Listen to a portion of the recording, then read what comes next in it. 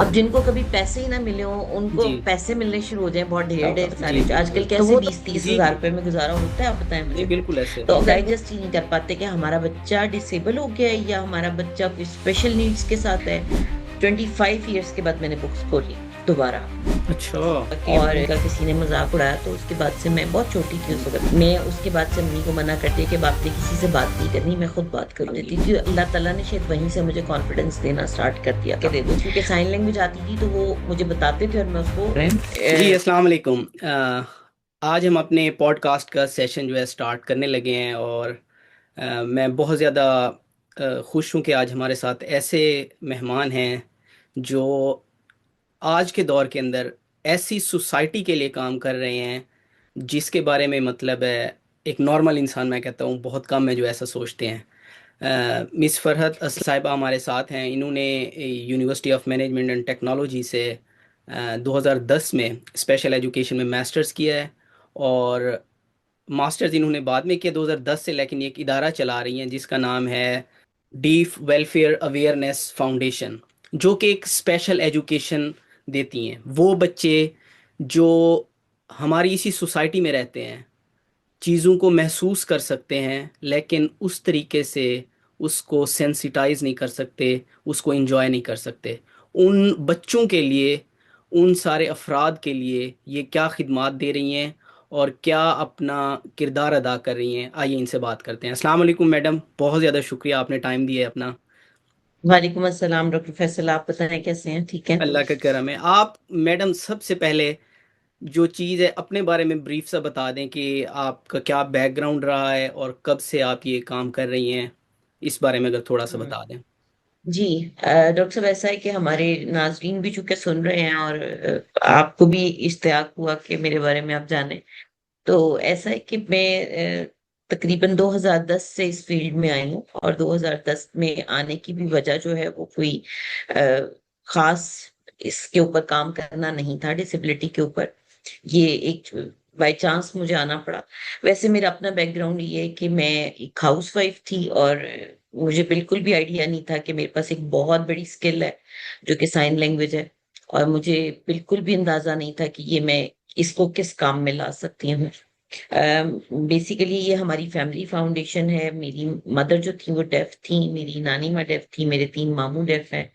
तो मदर से जो हमने गोद में सीखी, मदर टंग है ये मेरी, तो हमने साइन लैंग्वेज अपनी माँ से सीखी है।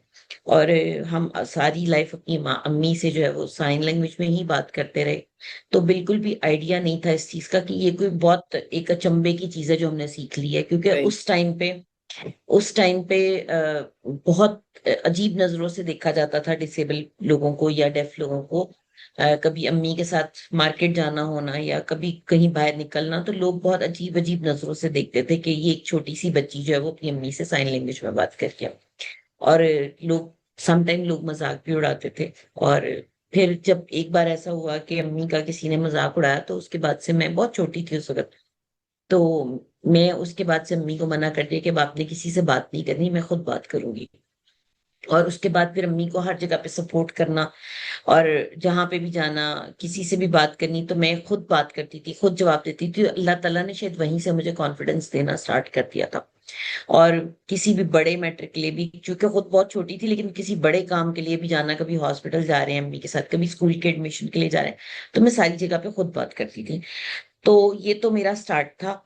लेकिन जिंदगी जो है वो उसके बाद बिल्कुल चेंज हो गई, शादी हो गई, बच्चे हो गए, और फिर अपनी फैमिली लाइफ स्टार्ट हो गई। बिल्कुल मैं टोटली एक हाउस वाइफ थी। कोई मेरा प्लान नहीं था कहीं पे भी काम करने का, ना कोई ऐसा इरादा था। एजुकेशन भी काफी कम थी, क्योंकि शादी जल्दी हो गई और फिर एजुकेशन बीच में ही रह गई। कोई इतना इरादा भी नहीं था कि हमने कोई जॉब शॉप करनी है, या कोई ऐसा सीन नहीं था। 2010 में माशाल्लाह से 4 बच्चे थे मेरे। और मैं उसके बाद अचानक से एक छोटे से काम के सिलसिले में, मामू अक्सर आया करते थे मेरे पास घर पे, और कहा करते थे कि मुझे राइटिंग में कुछ लिख के दे दो, क्योंकि साइन लैंग्वेज आती थी तो वो मुझे बताते थे और मैं उसको राइटिंग में लिख के पेज पे दे दिया करती थी। तो मुझे वो अक्सर कहा करते थे कि मेरी करीब में ही आपके घर के पास ऑर्गेनाइजेशन है, तो आप वहां चक्कर लगाओ। तो मुझे बिल्कुल अजीब सा लगता था, मैं कहती थी मैं वहां जाके क्या करूंगी। तो बेसिकली मैंने ड्रेस डिजाइनर हूं मैं, और मैंने बहुत अच्छा ये सारा स्टिचिंग का काम सीखा हुआ है। तो अपने लाइफ में मैंने बहुत मतलब इस पे काम भी किया हुआ था। तो मामू ने मुझे कहा कि मेरे पास एक अचानक ना एक ऑर्डर आ गया था। सही। तो वो ऑर्डर को फुलफिल करने के लिए मामू ने मुझे कहा कि आप ना ऑर्गेनाइजेशन में आए। तो मैंने कहा मैं कैसे वहां से करवाऊंगी, वो तो सारी डिसेबल औरतें हैं, वो कैसे करेंगी। तो मुझे बिल्कुल उस वक्त इस टर्म का भी नहीं पता था कि इनको पुकारते कैसे जी। हैं, इनको बुलाते कैसे हैं। बस हमें ये पता था कि हमारी अम्मी बोल सुन नहीं सकती, बस। सही। इसके अलावा कुछ नहीं पता था। फिर वो इत्तेफाक से मुझे मामू की तरफ आना हुआ। फिर वहां पे जब मैंने देखा कि बहुत सारी खवातीन बैठी हुई हैं, कोई चल नहीं सकती, कोई बोल नहीं सकती, इशारों की जुबान में बातें करती थी। तो जब मैंने उनसे इशारों में बात स्टार्ट की तो मुझे आइडिया हुआ कि ये एक बड़ा अच्छा काम है। मामू ने मुझे कहा कि इनको ना स्टिचिंग भी बहुत अच्छी आती है। मैं बड़ी हैरान हुई, लेकिन बहरहाल शुक्र अल्हम्दुलिल्लाह वो यूनिट मैंने 2 साल तक चलाया। अच्छा, और माशाल्लाह। इतना अच्छा चलाया कि वहां पे मैंने सारी मशीन्स रख दी। बहुत सारी खवातीन स्टिचिंग के लिए आती थी, कोई कटिंग के लिए आती थी। फिर वहां पे अड्डे का काम हमने करवाया स्टार्ट। 2 साल तक मैंने उस छोटे से हॉल में ना स्टिचिंग का बड़ा अच्छा काम किया। मैं ऑर्डर ला के देती थी, वो खवातीन सीती थी। अब जिनको कभी पैसे ही ना मिले हो, उनको जी। पैसे मिलने शुरू हो जाए बहुत ढेर ढेर जी, सारे, बिल्कुल। तो वो तो खुश होंगी ना। सही जिनको बात कभी है। कोई अपने मोहल्ले में 200 रुपया सिलाई का ना दे, सही। उनको मैं 500 500 रुपया सिलाई का दूं, कभी 1000 1000 रुपया दूं, तो वो तो खुशी से बेइंतहा उनकी वो हो गई। बहरहाल वो 2 साल यूनिट चला। 2 साल के बाद चूंकि हमारा एक हॉल था, तो उसमें पार्टीशन थी। एक तरफ हमारे पाकिस्तान डेफ क्रिकेट के बच्चे जो हैं, स्टूडेंट्स हैं, वो बैठा करते थे। और एक तरफ मैं, मेरा कभी उनसे इतना इंटरेक्शन नहीं हुआ, ना मैंने कभी उनसे कोई सीरियसली बात की थी। लेकिन वो चूंकि मेरा काम देखते थे, तो उनके मतलब उनके अंदर से एक्साइटेड हो क्यूरोसिटी। गए वो कि हाँ जी, कि ये खातून जो है ये आती हैं और इनको इशारे भी आते हैं, तो ये हमें सही। हेल्प कर सकती हैं। तो मैंने उनको उन्होंने उन्होंने भी वो मामू वाली के भी आप राइटिंग करके दे दें, एक पेपर पे लिख के दे दें, तो मैंने वो भी लिख के देना शुरू कर दिया। सही। कुछ दिन गुजरे तो उन्होंने मामू से रिक्वेस्ट की कि हमने इनको साथ लेके जाना है अच्छा। अपने मार्केटिंग के लिए। सही। तो आपको शायद मेरी स्किल का नहीं पता कि मैं एक बहुत अच्छी मार्केटिंग मैनेजर भी हूँ। सही, माशाल्लाह। तो मैंने फिर तकरीबन माशाल्लाह उनके साथ कोई 10 साल पाकिस्तान डेफ क्रिकेट में काम अच्छा, किया। माशाल्लाह। जी, पाकिस्तान क्रिकेट बोर्ड में और पाकिस्तान डेफ क्रिकेट के साथ मैंने, हमारी तकरीबन डेली मीटिंग्स होती थी। उनके राइट्स के हवाले से हमने बहुत फाइट की। सही। फिर मैं रोड्स पे हमने बहुत प्रोटेस्ट किए, उस चक्कर में एफआईआर भी हो गई। और मतलब वो सब काम कर लिए जो कभी सोचे भी नहीं थे। सही। और इसी के दौरान दौरान मुझे ना Punjab welfare trust for the disable में साइन लैंग्वेज कम्युनिकेशन ऑफिसर के तौर पे उन्होंने मुझे कहा कि आप हमारे साथ चलें। तो उसमें मुझे उन्होंने एक छोटा सा ये डेजिग्नेशन दिया, जिसके अंडर 130 एनजीओज हैं। तो माशाल्लाह। फिर कहीं पे भी साइन लैंग्वेज की जरूरत पड़ती थी, मैंने बहुत पॉलिटिकल पर्सन्स के साथ काफी साइन लैंग्वेज की। अच्छा, अभी कुछ साल ही गुजरे थे तो मुझे अंदाजा हुआ कि मेरी एजुकेशन बहुत कम है। अच्छा। तो वो अब फिक्र शुरू हो गई कि ये एजुकेशन बड़ी कम है। कहीं भी मार्केटिंग में आपको पता है बड़ा जी, जी, स्किल चाहिए बिल्कुल। होती है किसी से बात करने के लिए। तो मैं जब भी किसी कॉर्पोरेट में जाऊं, किसी को अंदाजा ना हो कि मैं इतना कम पढ़ी हुई हूँ। अब वो मुझसे बहुत अच्छे से बात करें सब, तो चूंकि अल्लाह ताला ने एक स्किल दी हुई थी बातचीत करने की। जी, जी। तो फिर वो बढ़ता गया। तो फिर मुझे थोड़ा सा आइडिया हुआ कि मुझे पढ़ा लिखा भी होना चाहिए, मतलब ज्यादा पढ़ना चाहिए। जी, जी। तो अब एज और एजुकेशन का गैप बहुत बड़ा था। तो अब वो एक एजुकेशन का गैप था, फिर ऊपर से काफी साल का गैप था। तो सोच में पड़ गई कि बुक्स कैसे खुलेंगी और कैसे मैं पढ़ूंगी दोबारा से। 25 ईयर्स के बाद मैंने बुक्स खोली दोबारा। अच्छा। और फिर मैंने साथ उसी दौरान में मैं पाकिस्तान डेफ क्रिकेट में, मैंने आपको बताया एक तकरीबन 41 एसोसिएशंस उस वक्त थी जब मैंने इसको पाकिस्तान ये डेफ कौन से क्रिकेट को ईयर की ज्वाइन बात कर किया। रही हैं आप? ये 2012 में मैंने ज्वाइन करना स्टार्ट कर दिया। चूंकि 2 साल मैंने जी, यूनिट जी। चलाया, तो 2012 में ही इन्होंने मुझे अपने साथ में ला लिया। अच्छा। और मैंने पाकिस्तान क्रिकेट बोर्ड और डेफ क्रिकेट के साथ काम स्टार्ट कर दिया। लेकिन उसी 2013 में मुझे दुबई जाने का मौका मिला इन्हीं के साथ, क्रिकेट टीम के साथ। सही। और हमारी वहाँ पे जो है एजीएम थी, काफी इंटरनेशनल वहाँ पे टीम्स आई हुई थी, इंटरनेशनल मेंबर्स आए हुए थे। काफी तकरीबन 10 कंट्रीज से थे। तो उनके साथ भी एक मौका मिला बातचीत करने का भी, और वहां से आइडिया हुआ कि एजुकेशन बहुत जरूरी है। वहां से वापसी पे फिर तकरीबन कुछ लाइफ में कुछ थोड़े से क्राइसिस आ गए, फिर वो साथ साथ हैंडल करती गई। फिर पंजाब वेलफेयर ट्रस्ट से ऑफर आ गई, वो कर किया साथ के साथ। तो उसके फौरन बाद मैंने अपनी बुक्स खोली, और मेरा अपना बेटा माशाल्लाह मैट्रिक में था जब मैंने एफए के आप एग्जाम दिए। अच्छा, आपने उस टाइम एफए किया, तो आपने मास्टर्स जी, मैडम कब की है, ये जो मैं यूएम? यही बता रही हूँ आपको कि जी वो जी एफए के जब बुक्स खोली ना तो पढ़ा ही नहीं जा रहा था, बड़ा मुश्किल लग रहा था कि ये अब क्या नया सिलसिला स्टार्ट हो गया है। 25 साल के बाद बेटा मुझे बता रहा था कि मम्मा आपने क्विज ऐसे करना है, क्योंकि वो बिल्कुल चेंज जी हो जी चुके थे बिल्कुल। पैटर्न सारे। तो वो फिर एफए किया, फिर बीए किया, उसी मतलब फिर उस दौरान कोई गैप नहीं दिया मैंने। अच्छा। एफए किया, बीए किया, फिर एमए किया, और एमए स्पेशल एजुकेशन में किया। लेकिन जब अभी मैं बीए मेरा कंप्लीट भी नहीं था, अभी मैं बीए के एग्जाम देने थे मैंने, तो मुझे यूएमटी से ऑफर आ गई। और सही। ये एक बिल्कुल सरप्राइजिंग मैं आपको जुमला बता रही हूँ कि कभी किसी यूनिवर्सिटी में ऐसा नहीं हुआ कि आपको एमफिल से कम कोई बिल्कुल लेक्चरर या टीचर या ट्रेनर आपका हायर हो। तो ये शायद मेरे लिए एक बहुत सरप्राइजिंग भी चीज थी, और बाकी लोगों के लिए भी थी कि ये अभी तो बीए भी कंप्लीट नहीं है इनका, और इनको हायरिंग इनकी हो रही है। और वो चूंकि वहां पे माशाल्लाह बड़े अच्छे अच्छे लोग हैं यूएमटी में, तो उन सब ने कहा कि इनकी साइन लैंग्वेज की एक्सपर्टीज बहुत अच्छी है। सही। तो क्वालिटी को देखते हुए उन्होंने मुझे वहां पर हायरिंग करवाई, और स्पेशल एजुकेशन डिपार्टमेंट में डेफ बच्चों की मैं ट्रेनर रही सात माशाल्लाह साल माशाल्लाह। और 7 साल में मैं अक्सर ये बात कहा करती हूँ कि एक टीचर, अगर कोई साइकोलॉजी का टीचर है ना तो वो सिर्फ साइकोलॉजी का टीचर है, अगर कोई स्टैट का टीचर है तो वो सिर्फ स्टैट का टीचर है, इस्लामियत का है तो वो इस्लामियत का है। लेकिन मैंने सारे सब्जेक्ट्स इन बच्चों को पढ़ाए, जिस क्लास में भी जाते थे इन बच्चों को साइन लैंग्वेज में बताना, इनको पढ़ाना। और मुझे मतलब खुद को इतनी खुशी होती थी कि मैं इन बच्चों को इतना अच्छा पढ़ाती थी कि मुझे ऐसा लगता है कम लोग होंगे जो शायद इतना अच्छा पढ़ा सकें। इधर से मैं एक आपसे क्वेश्चन पूछना चाहता हूँ जी जी। कि आज की जी सोसाइटी में जब एक किसी के घर बच्चा बहरा पैदा होता है, डेफ पैदा होता है, तो पेरेंट्स के लिए कितना चैलेंजिंग होता है, और वो आपके पास आते हैं, तो आप उस बच्चे को, जिसको कोई इस तरीके की वो नहीं है, आपने उसको पूरी दुनिया दिखानी है, नॉलेज देना है, तो कैसे आप ऐसे बच्चों को मतलब है लेकिन सबसे पहले स्टार्ट तो मैं एक कराती हैं, और चीज, उनके पेरेंट्स को कैसे वो करती हैं? कि जब पेरेंट्स के घर में ऐसा बच्चा पैदा होता है ना, तो 1-2 साल तक तो वो इस चीज को एब्जॉर्ब ही मतलब नहीं कर सकते। डाइजेस्ट ही नहीं कर पाते, डाइजेस्ट ही नहीं कर पाते कि हमारा बच्चा डिसेबल हो गया है या हमारा बच्चा कोई स्पेशल नीड्स के साथ है। वो बहुत ज्यादा परेशान रहते हैं, और फिर अगर वो जाहिर है उसकी वजह से, वो उस परेशानी की वजह से उनका वो उस बच्चे की अर्ली डिटेक्शन या अर्ली इंटरवेंशंस जो है ना वो नहीं वो कर पाते। उसको उस उनको पेरेंट्स को पता ही नहीं चलता कि अगर हम इसको जल्दी क्योर कर लेंगे तो ये बच्चा शायद बच जाए, या जी इस बच्चे के लॉस को हम थोड़ा सा कम कर सकें। बिल्कुल ऐसे। ऐसा नहीं वो कर पाते। तो वो उसकी वजह से ना वो उसको लंबा लेके चले जाते हैं अक्सर, और पेरेंट्स परेशान भी होते हैं बहुत ज्यादा कि अब हम इस बच्चे से बात कैसे करेंगे। जिनकी फैमिली में कोई बच्चा ऐसा कभी हुआ ही ना हो उनके लिए तो जी बहुत ही ज्यादा मुश्किल है।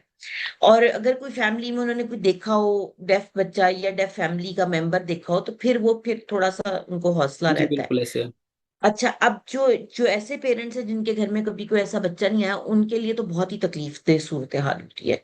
फिर वो जाहिर है कि जब उन्हें थोड़ी सी होश आती है, ये जब वो फील करते हैं कि अब हमें कुछ करना चाहिए, तो फिर वो भागते हैं कि अब हम इसके कानों का टेस्ट, हम जो मशवरा देते हैं वो यही कहते हैं कि सबसे पहले कोशिश करें कि इसके कानों का टेस्ट कराएं, कानों की असेसमेंट करवाएं, बच्चे की डिसेबिलिटी की असेसमेंट करवाएं, इसका लॉस कितना है वो पता चले हमें। जी जी बिल्कुल। तो फिर उसके मुताबिक जाहिर है बच्चे को हेयरिंग एड भी लगते हैं। फिर गवर्नमेंट जो है वो कॉकलियर इम्प्लांट के ऊपर काफी काम कर रही है, वो आप इसका ऑपरेट करवा सकते हैं।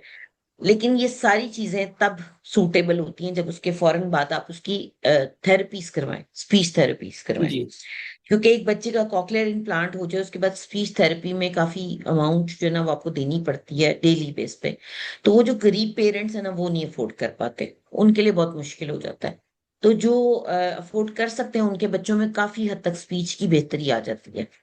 और कॉकलियर इम्प्लांट का फायदा भी तभी है जब आप उसके बाद उसको स्पीच करवाएं। जी अब इस तरह की सूरत हाल में ये दिन इसी तरह आगे चलते जाते हैं। फिर जब उन्हें रियलाइज होता है कि अब इसको साइन लैंग्वेज भी आनी चाहिए, या स्कूल में एडमिशन कराने जाते हैं, तो वहां पर इन्वायरमेंट ऐसा होता है कि बच्चे को साइन लैंग्वेज सिखाई जाती है, या कई स्कूल्स नहीं सिखाते। कई स्कूल कहते हैं कि नहीं सिखानी चाहिए, कई स्कूल कहते हैं नहीं जी स्पीच के ऊपर बच्चे को रखें आप। अच्छा, इसमें दोनों तरह से मैं आपको बता देती हूँ। अगर आप बच्चे को सिर्फ स्पीच पे रखते हैं तो भी लॉस है, सिर्फ साइन लैंग्वेज पे रखते हैं तो भी लॉस है। उसका लॉस इस तरह से है कि जैसे अगर आप सिर्फ स्पीच के ऊपर बच्चे को रखते हैं तो वो जब वो बड़ा होता है तो वो अनकंफर्टेबल रहता है इस सोसाइटी के अंदर, क्योंकि जब वो उसकी स्पीच कोई बहुत अच्छी स्पीच तो नहीं होती ना, सही। अ, लोगों को बात समझने में मुश्किल आ रही होती है, और उस बच्चे को, अगर वो डेफ बच्चों में बैठता है तो उसको साइन लैंग्वेज नहीं आती, ना वो डेफ लोगों से बात कर पाता है ना वो लेकिन नॉर्मली ठीक फॉर है। एग्जांपल बच्चे को कॉक्लियर इम्प्लांट लग गया है, स्पीच थेरापीज उसकी हो गई हैं, वो for the through out the life वो ऐसे नॉर्मल कम्युनिकेट नहीं कर सकता जैसे हम कर रहे हैं। नहीं जी, बिल्कुल नहीं। उसमें बहुत मतलब मसले आते हैं, आपको स्पीच थेरेपी को कंटिन्यू करना पड़ता है।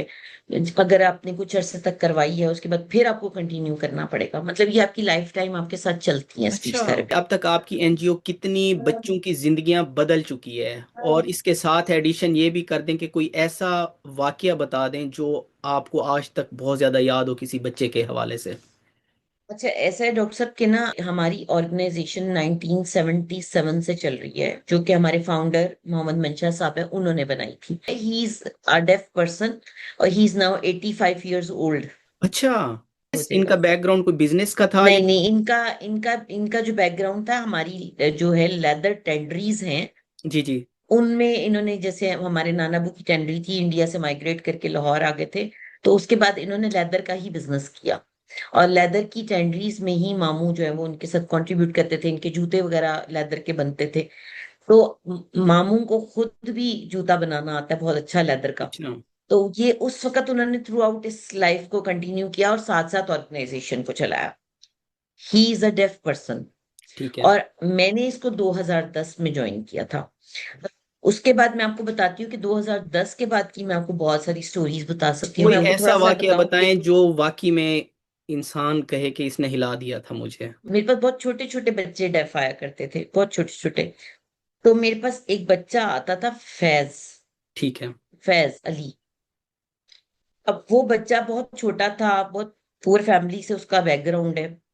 वो बच्चे को हमने, मुझे मतलब आइडिया नहीं था कि वो बच्चा इतना इंटेलिजेंट होगा। उस बच्चे को कोई हेयरिंग एड नहीं लगा हुआ, कोई कुछ नहीं लगा हुआ, जो पेरेंट्स अफोर्ड कर सकते थे थोड़ा बहुत उन्होंने बस वही किया। वो बच्चे ने मेरे साथ पूरी लाइफ गुजारी है। और बहुत छोटा सा था जब वो मेरे पास आया था, और उसको मैंने सब काम सिखाए, हमने ऑफिस वर्क उसको सिखाया, कंप्यूटर क्लासेस उसको दी, फिर हमने उसको फोटो कॉपी करनी सिखाई, फिर हमने उसको बाजार से माल खरीद के लेके आते हैं, कैसे खरीद के लाते हैं, आगे कैसे सेल करने जाते हैं, वो सारा उसको बताया। सेल्स की उसको सारी मैंने स्किल्स दी। फिर हमने उसको, मतलब उसको कोई काम ऐसा जो मैंने उसको ना सिखाया हो, और उस बच्चे ने सीखा, अपने शौक से सीखा अच्छा, कि माशाल्लाह। मैंने ये काम भी करना है, मैंने ये काम भी करना है। आज वो माशाल्लाह आई पैक के अंदर जॉब कर रहा है, और बहुत अच्छी जॉब कर रहा है। और वो मेरी लाइफ का एक बड़ा प्यारा बच्चा है कि उसकी एक सक्सेस स्टोरी है।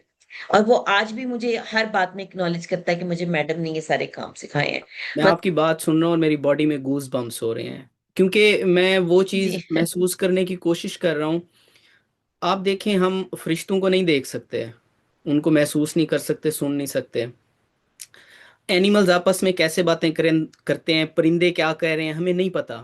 लेकिन आप ऐसे बिल्कुल ऐसे ही। बच्चों के लिए, ऐसे अफराद के लिए एक जबान भी बनी है, उनको जबान भी दी है कि वो लोगों के साथ इंटरेक्ट कर बिल्कुल। सकें। इससे बड़ा नोबल प्रोफेशन बहुत कम होंगे।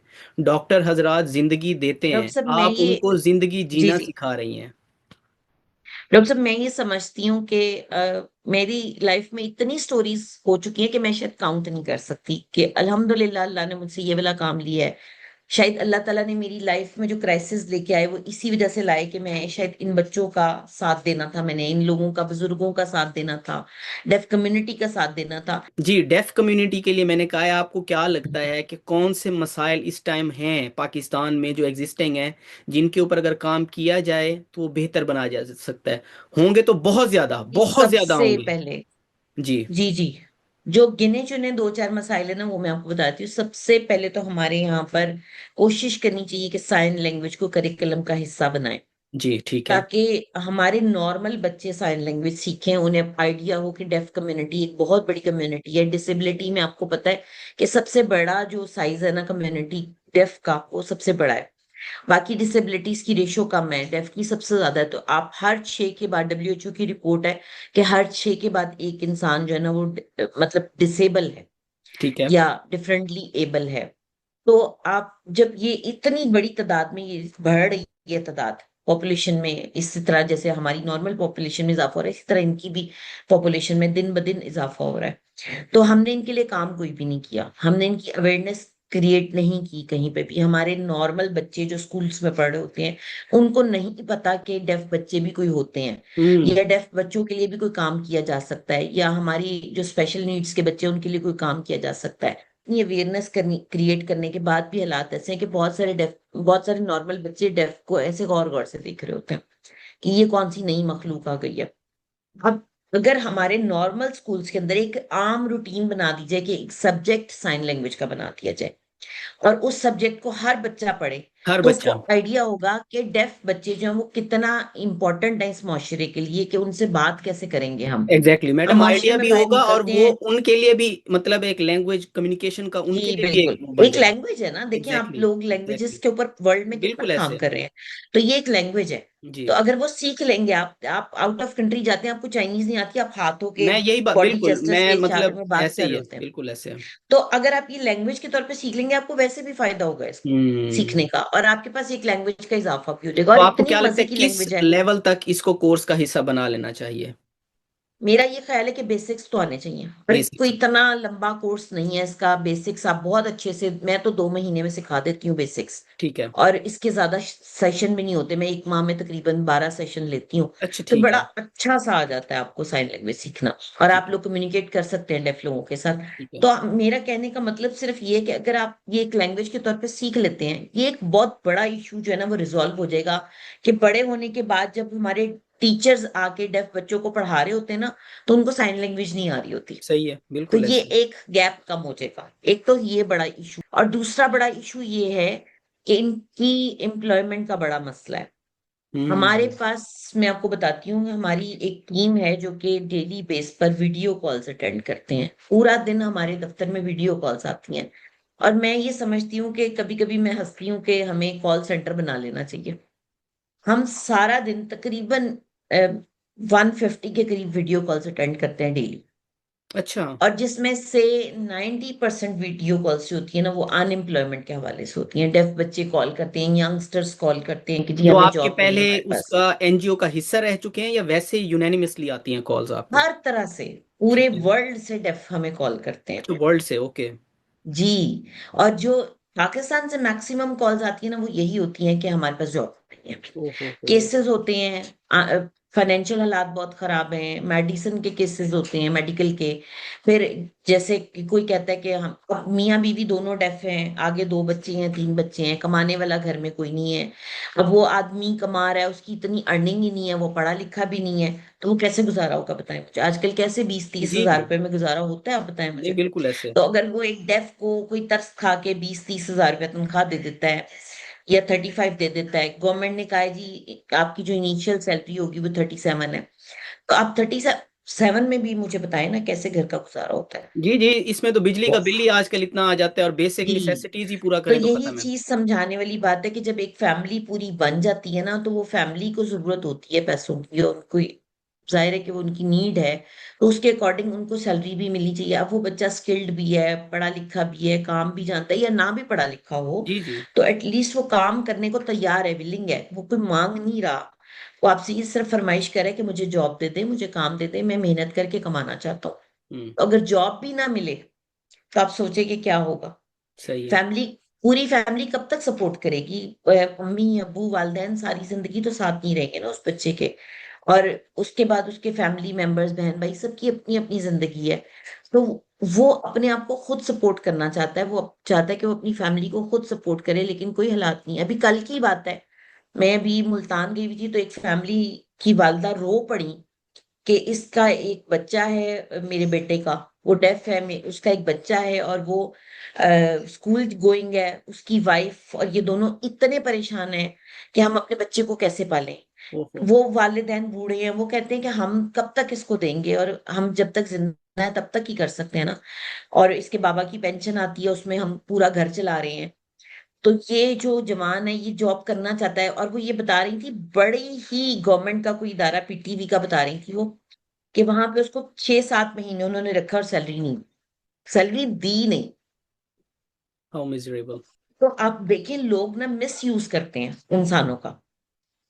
अगर इस कंडीशन में जब सैलरी ही ना मिले तो वो घर कैसे चलाएगा, और जबकि वो कंटिन्यू जॉब कर रहा है। मैं तो समझ ये रहा एक हूँ। बहुत बड़ा इशू है। अच्छा मैडम, इसमें इसके साथ ही मेरे जहन में वैसे ये सवाल आ रहा है कि शादियों का क्या सीन बनता है? ऐसे जी बच्चे जो बिल्कुल। आपस में, क्या इनकी शादियां कंपेटिबिलिटी ऐसे ही देखी जाती है कि अगर कोई डेफ है तो डेफ के साथ ही करनी है? वो नॉर्मल जी सोसाइटी में इंटीग्रेट, ऐसे कोई नहीं, मैं आपने आपको एग्जांपल्स बताती हैं हूँ, आपके पास? मेरे पास बहुत बड़ी बड़ी एग्जांपल्स हैं। मेरी अपनी वालदा डेफ थी और मेरे फादर बोलते थे, अच्छा। नॉर्मल थे। अच्छा। जी, और उन्होंने पूरी लाइफ बहुत अच्छी गुजारी है उनके साथ। सही। अल्हम्दुलिल्लाह, मतलब बड़ा प्यारा कपल था दोनों का, खूबसूरत भी थे और माशाल्लाह से एक दूसरे से बड़ी मोहब्बत भी रखते थे। सही। तो आप अंदाजा लगाएं कि इस तरह के बहुत सारे कपल्स ऐसे हमारे मौजूद नाजरीन हैं कि इसमें मैडम ये कहेंगे कि यार, आपकी वालदा नहीं बोलती थी और वालिद साहब बोल सकते थे, तो शायद ये वजह है कि बहुत खुशगवार नहीं जिंदगी। नहीं, ऐसी बड़ा वजह नहीं है, मशहूर है उनकी बड़ी ये। मोहब्बत थी आपस में। अच्छा बड़ी माशाल्लाह। मोहब्बत थी वो, माशाल्लाह। अम्मी इशारों में भी फाइट कर लेती थी पूरी। अभी जो ट्रेंड है ना, अभी जो जी। ट्रेंड है वो बहुत ज्यादा ये है कि पेरेंट्स कहते हैं कि बच्चा हमारा अगर एक डेफ है ना, तो उसकी पार्टनर जो है वो बोलने वाला होना चाहिए। पेरेंट्स अच्छा। का ज्यादा जो क्वेरीज ख्वाहिश आती है होती ना, है। वो ये आती है। जबकि ऐसा अब अब नहीं हो रहा, कम हो रहा है, बहुत ही कम हो रहा है।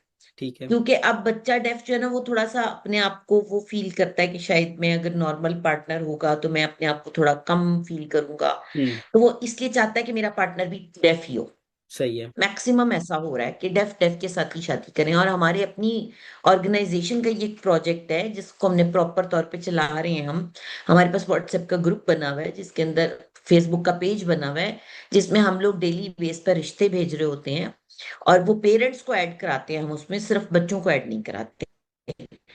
अब उसमें होता ये है कि पेरेंट्स ऐड हो जाते हैं तो वो आपस में खुद ही देखते रहते हैं, स्क्रॉल कर करके कि ये रिश्ता हमारे लिए सूटेबल है, ये नहीं है। तो वो खुद ही आपस में कॉल पे बात भी कर लेते हैं, और इसमें मतलब हमारा सिर्फ यही तो है कि हम कनेक्ट, ब्रिज आप का कनेक्ट काम करते करवाते हैं। हैं।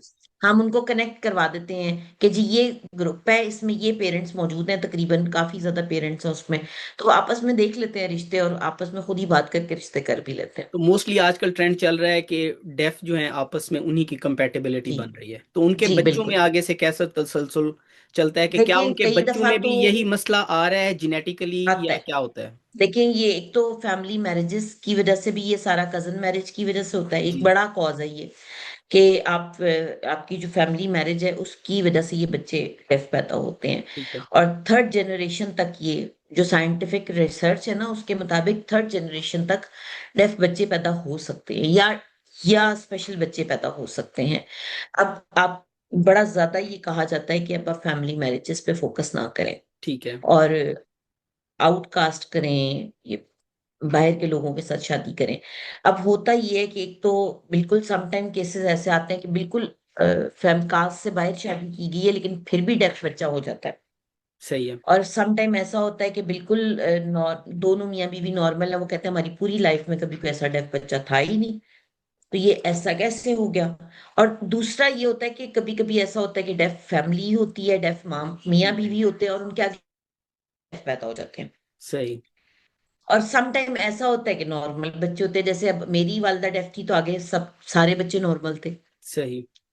लास्ट में आप वालदेन को इस टाइम क्या पैगाम देना चाहेंगी, जिनके घर बच्चा ऐसा पैदा हो गया है?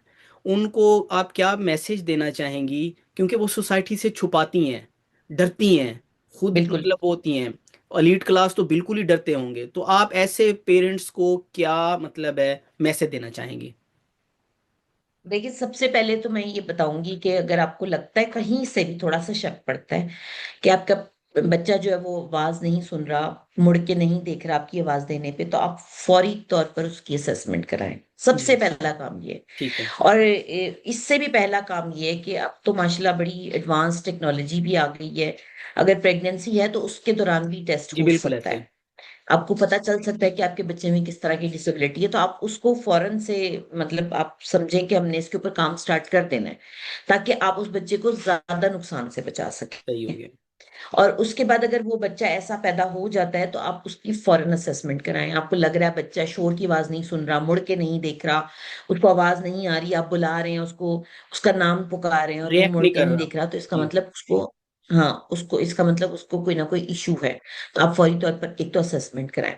दूसरा स्टेप ये है, मैं आपको मुख्तसरन जी बताती हूँ जी जल्दी बिल्कुल। जल्दी। दूसरा स्टेप ये है कि आप उसके हेयरिंग एड्स लगवाएं, या जो भी डॉक्टर आपको रेकमेंड करते हैं, इसका कॉकलियर इम्प्लांट है, हेयरिंग एड है, वो आप फौरी तौर पर उसके ऊपर काम करें।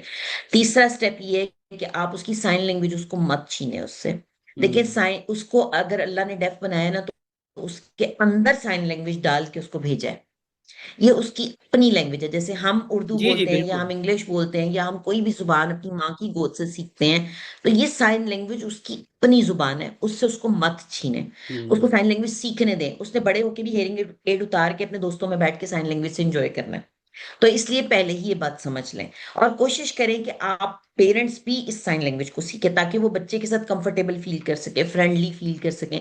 बहुत से बच्चे मेरे पास आके ऐसे रोते हैं लिटरली आंसुओं के साथ कि हम घर में बिल्कुल अलोन फील करते हैं, हमारी फैमिली हमसे बात नहीं हम्म। करती, हम अकेले हैं। वो सब हमें कह देते हैं कि सब कुछ ठीक है, टेंशन नहीं है।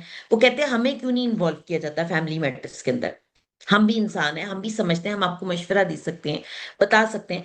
तो ये सब मेन मेन इश्यूज है जिनको हमें हैंडल करने की बहुत ज्यादा जरूरत है। अपने बच्चे को सिक्योर करें। अपने बच्चे, अगर वो डेफ पैदा हो गया तो कोई ऐसा मसला नहीं है, बिल्कुल नॉर्मल लाइफ गुजारते हैं। बहुत बच्चे क्रिकेट खेलते हैं, बहुत बच्चे एंजॉय करते हैं, एजुकेशन हासिल करते हैं, हमसे ज्यादा एंजॉय करते हैं। मैं सम टाइम देखती हूँ, मैं बड़ी हैरान होती हूँ, हमसे ज्यादा एंजॉय करते हैं। तो कोई मसला नहीं है, इंसान है, उनको इंसान की तरह ट्रीट करें, उनकी जिंदगी को अपने मुताबिक अच्छे से गुजारने दें और उनका साथ दें। उनके बैक पे खड़े हों, उनको सपोर्ट करें, ताकि वो आगे अच्छी जिंदगी गुजार सकें। ये मेरा एक पैगाम है पेरेंट्स के लिए। और पेरेंट्स को बिल्कुल दुख करने की जरूरत नहीं है। सम टाइम पेरेंट्स कहते हैं बच्चे को इशारों की जुबान आ गई, नहीं नहीं ऐसा नहीं करना, नहीं सिखानी, ये ना हो वो बिल्कुल फैमिली से मतलब सोसाइटी से अलग हो जाए। मुझे देखिए, मैं सारा दिन डेफ में घूमती हूँ, मैं सारा दिन साइन लैंग्वेज करती हूँ, मैं तो डेफ नहीं हुई। अल्लाह का शुक्र है, मैंने तो वैसा कोई एटीट्यूड नहीं दिखाया। मैं बल्कि उनको अपना बहन भाई समझती हूँ, बच्चे समझती हूँ।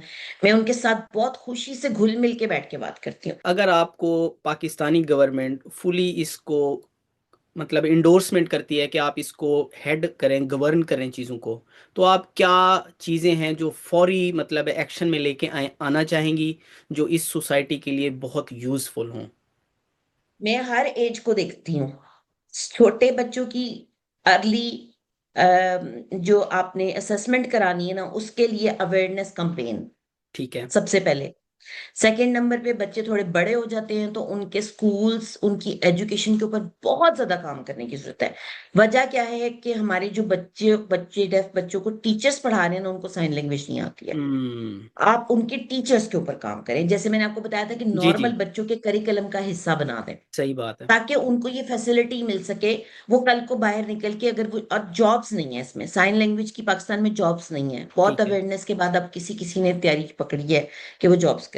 सबसे इंपॉर्टेंट चीज है, इनकी जॉब्स के ऊपर काम करें। कंपनीज को चाहिए 3% कोटे के ऊपर इन बच्चों की हम्म। एम्प्लॉयमेंट करें, ताकि ये रेशो कम से कम हो सके, लोगों को जॉब्स मिले, वो अपने घर को खुद संभालें। ये जरूरी नहीं है, आप ये मत समझे कि वो मांगना चाहते हैं, वो अपना काम खुद करना चाहते हैं। ये, और सबसे अहम बात, एजुकेशन सारी यूनिवर्सिटीज को चाहिए, सारे स्कूल्स को, कॉलेजेस को चाहिए कि इंक्लूजन के ऊपर काम करें और इन बच्चों को एडमिशन दें फ्री ऑफ कॉस्ट। ये अफोर्ड, मैक्सिमम बच्चे अफोर्ड नहीं कर सकते, तो ये कहाँ जाएंगे, कैसे तालीम हासिल करेंगे? यूनिवर्सिटीज में जाते हैं तो वो कहते हैं कि जी हम नहीं रख सकते, हमारे पास फैसिलिटीज नहीं है, हम नहीं पढ़ा सकते। और सबसे लास्ट में, वो पेरेंट्स जिनके बच्चे डेफ होके बड़े हो जाते हैं, उनको प्रॉपर्टी में हिस्सा दें। हम्म। प्लीज उनको प्रॉपर्टी में हिस्सा दें। उनको अपने बाकी बच्चों की तरह ट्रीट करें, उनको घर से मत निकालें। उनको, वो बेचारे किराए पर रुलते हैं, परेशान होते हैं, उनके पास जगह नहीं होती रहने की। उनके आगे बच्चे परेशान होते हैं। आप समझे कि नस्लों की नस्लें तबाह हो जाती हैं इस तरह। हम्म। आपके पेरेंट्स को चाहिए कि जितना हिस्सा आप बोलने वाले बच्चे को दे रहे हैं, उतना ही नॉर्मल बच्चे मैडम को भी आपके दें, टाइम का डेफ बहुत बच्चे को भी ज़्यादा दें। शुक्रिया। मैं इसको समराइज़ करूँगा इंशाल्लाह, आपके साथ मैं टाइम आपका लूँगा। ये बहुत एक वैस्ट टॉपिक है। समराइज़ ये करते हैं कि पेरेंट्स को बिल्कुल परेशान नहीं होना चाहिए। They are the part of the society, उन्हें बिल्कुल इंटीग्रेट करना चाहिए, प्रॉपर उनकी डायग्नोस्टिक्स करा के उनको सिस्टम का हिस्सा बनाना चाहिए। उसके अलावा आपने बहुत कीमती बातें की हैं कि इसको निसाब का करिकुलम का हिस्सा बनाना चाहिए हमें, ताकि ये बच्चे जो उनके साथ इंटरेक्शन भी करें उन्हें भी पता हो कि स्पीच लैंग्वेज क्या चीज़ है। वो उनके साथ इवन के वो ज़्यादा चीज़ें, मतलब ये ऐसी एक सोसाइटी पूरी पड़ी है जो आज तक हम जैसे बंदों ने इंटरेक्ट नहीं किया जिनको स्पीच लैंग्वेज नहीं आती। तो हम हमारे लिए एक पूरी एक नई दुनिया खुल जाएगी। गवर्नमेंट लेवल बिल्कुल पे ऐसे। आपने ये कहा है कि इन लोगों को मतलब है एक तो इंटीग्रेट जॉब्स का एम्प्लॉयमेंट का हिस्सा बनाना चाहिए, और इससे भी बढ़ के आपने माशाल्लाह जो एंड पे अभी बात की है, बहुत ही कीमती बात है कि ऐसे बच्चों को प्रॉपर्टीज़ में भी, जायदाद में भी विरासत का हिस्सा देना चाहिए। आपके टाइम का बहुत ज़्यादा शुक्रिया। मैं आपको गाहे बगाए ज़रूर परेशान करता रहूँगा। इंशाल्लाह पाकिस्तान भी आना है, मैं आपसे इन पर्सन मिलने आऊँगा इंशाल्लाह। इस काम में, कार खैर में जितना हो सका मैं इसको मस्बत अंदाज में दूसरों तक पहुंचाने की कोशिश करूंगा। और मेरे माइंड में काफ़ी चीज़ें आ रही हैं कि हम इंशाल्लाह मिल के ऐसी सोसाइटी के लिए जो अंडर प्रिविलेज खुद को फील कर रहे हैं उनके लिए कुछ कर सकें, क्या पता। और आप जो कर रही हैं, दुनिया सोचते हैं कैसे चल रही है, फरिश्ता सिफत लोग बहुत पड़े हुए हैं, और ऐसे लोगों के लिए आप कर रही हैं। अल्लाह ताला आपको इसकी जजा दे। हमारे प्रोग्राम में शामिल होने के लिए बहुत ज़्यादा शुक्रिया।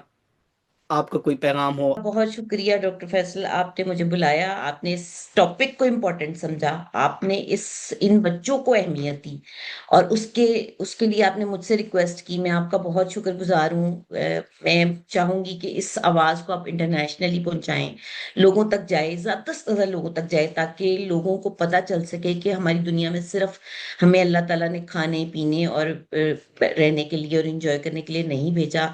दुनिया में बहुत मसाइल हैं, लोगों के पास बहुत सारे काम है करने के लिए। हम मैं ये शुक्र अदा करती हूँ कि अल्लाह ताला ने अगर मुझे इस दुनिया में भेजा, तो मैं कुछ करके जा रही हूँ। सही बात कहीं ना कहीं 33 नंबर तो मिल ही जाएंगे मुझे है। इंशाल्लाह। अल्लाह ताला आपको बहुत खुश रखे। अस्सलाम वालेकुम, अल्लाह हाफिज। बहुत शुक्रिया, वालेकुम अस्सलाम।